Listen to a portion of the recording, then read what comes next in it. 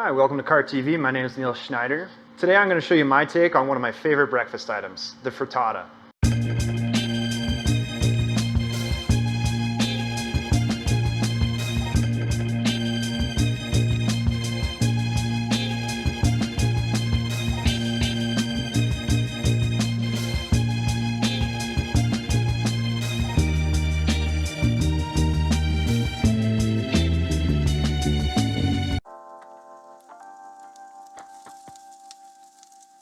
So today I'm going to show you three of my favorite flavor combinations when it comes to the frittata.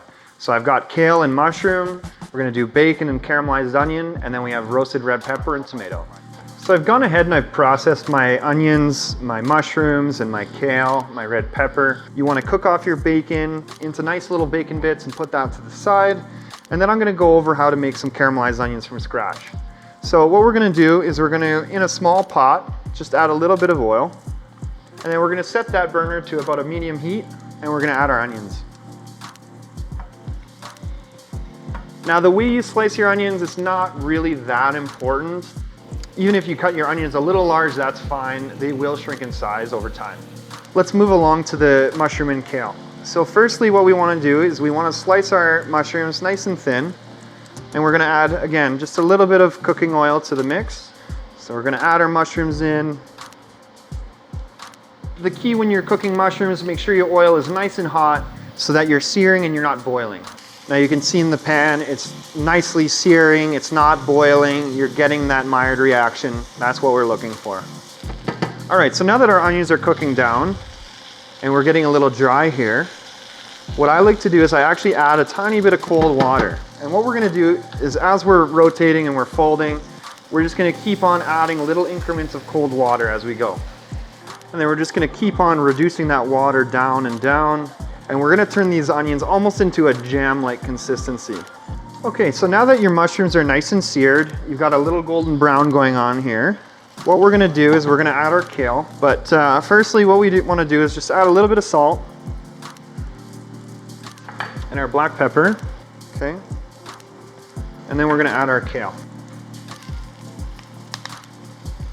We're gonna add the slightest amount of water, and right as we're doing that, we're gonna put a lid on it.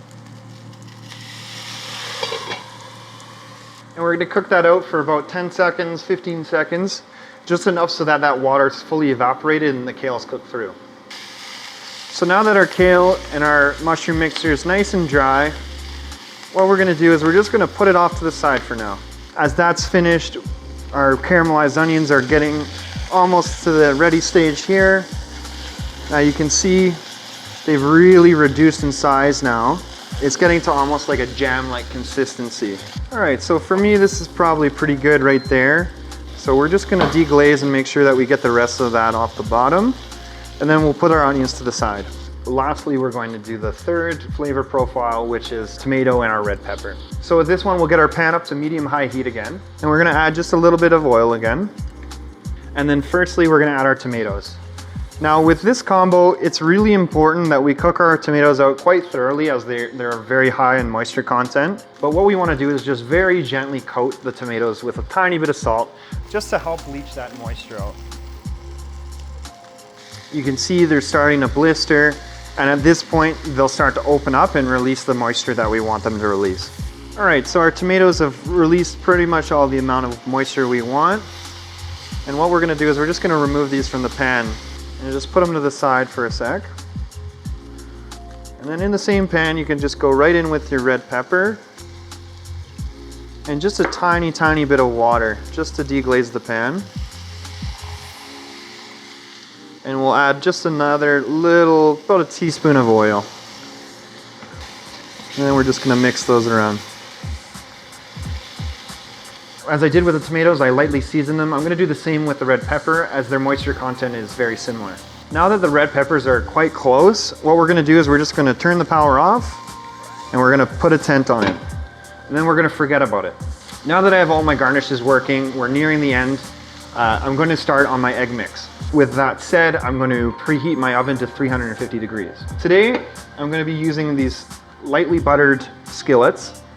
And I would say this will probably roughly fill about 3 eggs worth of frittata mix. So today I'll be using 9 eggs. And next we're just gonna take a step back and take a look at our red peppers and make sure that they're ready to go. So our red peppers look nice and ready. We're just gonna add them to the same bowl that we have our tomatoes. Now lastly, we're gonna just add a little bit of milk to our mixture. I would say roughly 2 to 3 tablespoons per frittata. Now lastly, this is totally optional, but I really like to put some parsley into my mix. So I've got some nice finely chopped parsley here. And again, you can use a mixing bowl if you're not comfortable doing it right in here. You wanna make sure that you really go thorough with this.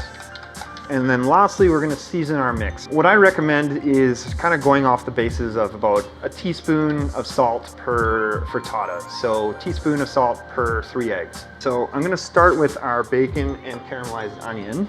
Now what we wanna do is just really make sure that we're coating all the way around the pan. Now don't worry that it's flat. Once you pour the eggs in, all of that will rise and lift and evenly spread throughout the mixture. Next we'll do our mushroom and kale. And lastly, we'll do our red pepper and tomato.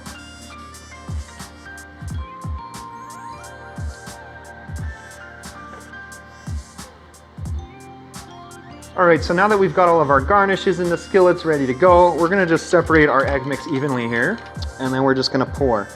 Now we wanna pour evenly, and we wanna pour around.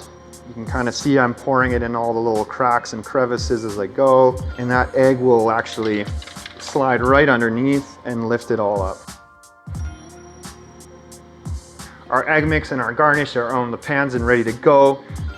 We'll begin by throwing them into the oven.